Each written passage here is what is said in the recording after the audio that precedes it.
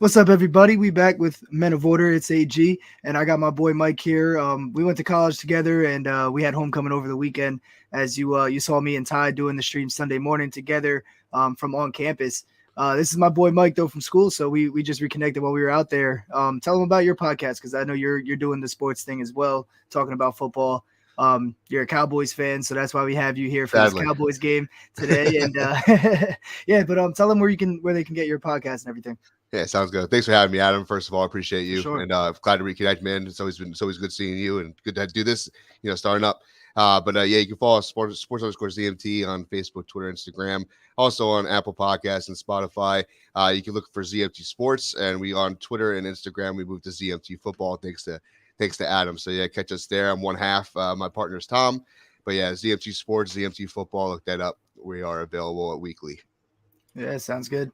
Yeah, no, it's good content. I've tuned in a few times. You know what I mean? I don't have time every week and stuff, but like I've gotten it when I could. Like when I see it come on, I listen. You know what I mean?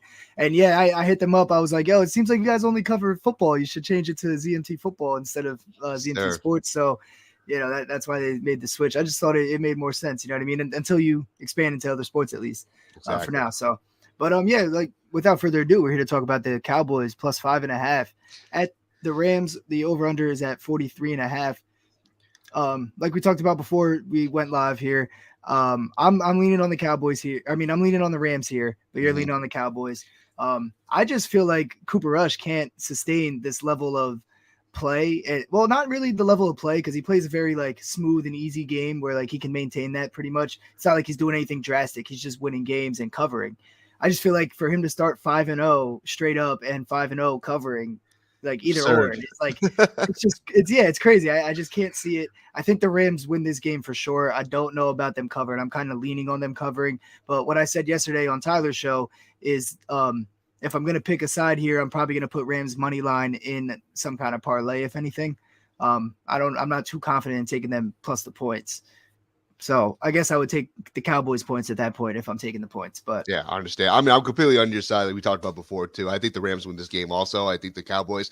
I mean, first of all, I'll tell the people I am the most unbiased Cowboys fan there is. I hate this team just as much as I love them. I'm just the rest of you guys.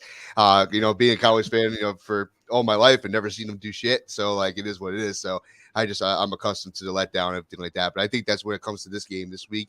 I think I agree with you. I think Cooper Rush has a letdown game. I think the offense is a letdown game. But at the same time, what makes me lean takes the Cowboys plus 5.5. I think this line's kind of perfect is because at the Cowboys offense, they've been doing just enough. It's just this defensive side of the ball that's doing literally everything. If you look at the stats, the Cowboys offense have only scored 6 touchdowns this year. That's ranked last upon teams like Chicago or all the other offensive struggling. The Chicagos of the world. That's really all you need to say. Exactly. Saying Chicago, but it's up there with a few other teams. But that's just showing you that this defense is carrying this team on its back. And I think that's what makes me lean towards the Cowboys points because I feel like this defensive line can really get after this offensive line. And Matthew Stafford, we saw what the Niners did to them. I think the Cowboys can replicate that. And I think because of offensive struggles, though, which is going to be more than usual, that's why I think the Rams are going to win this game outright. But I think the 5.5 is just a little bit too much. I can see a field goal game separating this, and I think that's why the Cowboys plus 5.5 is to play. Yeah. No, exactly. I hear you. And I think, with that Rams rush defense, if they get Zeke out of the game, if they get the run game out of the game and it's all on Cooper Rush, I mean, that's what's going to happen. But the Rams side is kind of the same as I'm looking at the Cowboys side saying they can't sustain that great level of play right now. I mean, they're 3-1 and they really shouldn't be, but they've been playing well. So they are, the defense is holding it down. Like you said, it's really what it comes down to. But, on the same side, the Rams, I mean, they have been poor on offense compared to what we expect from them, especially after what we saw last year. Obviously, they're missing like pieces like Odell and whatnot. But yeah, I'll tell you, they miss OBJ. It's a sweepstakes to get him back. Apparently, yeah, they miss OBJ and they miss Van Jefferson right now. I'll tell you that right now. Yeah, Allen Robinson, you think would be the best pickup for them, and it's just not been working out well for them. I don't understand. I just think they'll put them in the game plan. It's literally just Cooper Kupp and there's Tyler Higbee for the Rams. Tyler Higbee, yeah, and I was going to get to Tyler Higbee too, so I'll just mention it now while we're at it. But the Cowboys have been allowing a lot of catches to tight ends. Agree. Not yards, but catches in the last 3 weeks. The first week, not at all really, but then the last 3 weeks, it's been Hayden Hurst, 5 catches for 24 yards. Daniel Bellinger, 4 catches for 40 yards. Logan Thomas, 5 catches for 19 yards. So like they're not getting upfield, they're not getting yards, but they're getting touches. And that's Tyler Higbee's game right there. I always say if you're looking at Tyler Higbee, in most cases, look at his catches rather than his yards, because he might get 5 catches for 20 yards like Logan Thomas did. You know what I mean? But and that was last week. So I mean, they're coming off. That's just how it seems like that's how they match up defensively. They're just letting the tight ends get open, but not get yards, and offenses are attacking that. So me and Chad were talking about it yesterday on the show we did, that the other teams know exactly what we're talking about right now, so they make adjustments for it anyway. So they know that this is happening. They're going to target Tyler Higbee. They are already targeting him. There's like a 15 target gap between Tyler Higbee and Allen Robinson, and that was like last week. So I don't know if that even changed since then.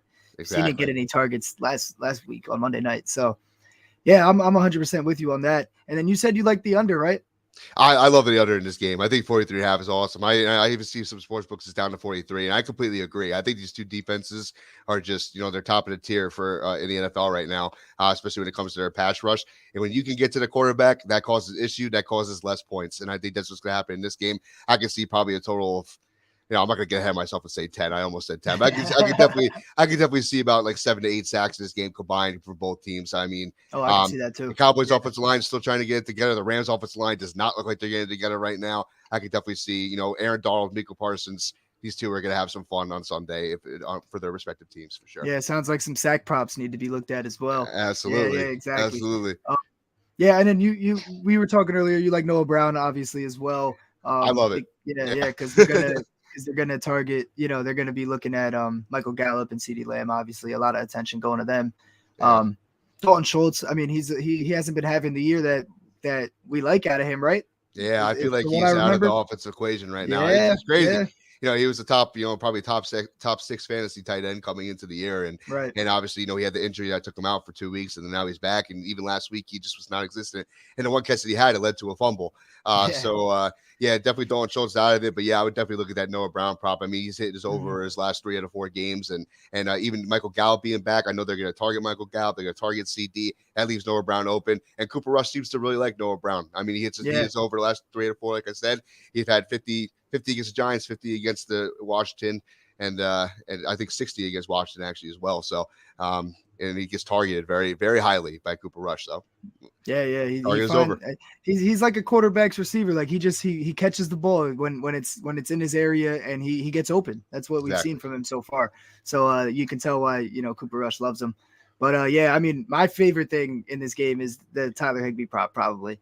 Entirely, because I mean, like you said, both offenses struggling, the offensive lines are struggling, and it's hard to trust either side when that's the case. You never know what's going to happen. I mean, that's the same thing we were thinking Monday night. Regardless what side you were on, the anticipation was like it's going to be an ugly game. I could definitely be wrong about what I feel about this, like completely. And I mean, that's how I feel right now. I like the Rams in this spot. It seems like a correction game for them, but the Cowboys, I mean, they could just keep rolling. Yeah, you never know. I guess we'll see, right? Yeah. We'll see. But Mike's definitely on the under, and he's on the Cowboys to cover, maybe not win. And I mean, you guys got to admit that was the most unbiased conversation you've ever seen. With if I was a Cowboys fan, if I was a typical Cowboy fan, I'd say, hammer the spread, hammer the money line, alternate spread, the Cowboys -5.5. Like I would be an asshole. Trust me, I know those Cowboy fans, and it's not. Dak Prescott 2 touchdowns. Noah Brown 2 touchdowns. Yeah, exactly. Yeah, man. But, I'm grateful for where the season's at now. I mean, I thought the season was over after week 1. So you got to be. I'll tell you a story now that you mentioned that, and then we'll get out of here. My boss is a big time Cowboys fan. So I mean, last year I bet him all year. I mean, he's loaded, so he doesn't care. He's throwing money out left and right. He's betting with like the regulars at the bar and whatnot. He's just throwing out money on the Cowboys. So we bet week 1. I took the Bucks by 3.5 or whatever the spread was. I think it was 3.5. Yeah, easy lock. I took 100 on that, right? So he I walk in to work the next time I saw him, and I'm like, yo, you can hold on to the 100. Like, I'll take the Bengals 7.5 next week. And he's like, yo, the next game I'm betting is October 11th or whatever, Rangers versus Lightning. he's like, I'm done on the Cowboys. I came into work after they beat the Bengals. I was like, yo, you could have took that 200 off me, man. Yeah, you should have did it. Could have. Should have had faith in your team. I mean, they're playing well, man. And now I won't take the bet. You know what I mean? Exactly. Yeah. I'm waiting for Dak to get back. I think Cooper Rush is too good with his team. It's insane, man. It's like an optical illusion right now with Cooper Rush at quarterback. It's insane.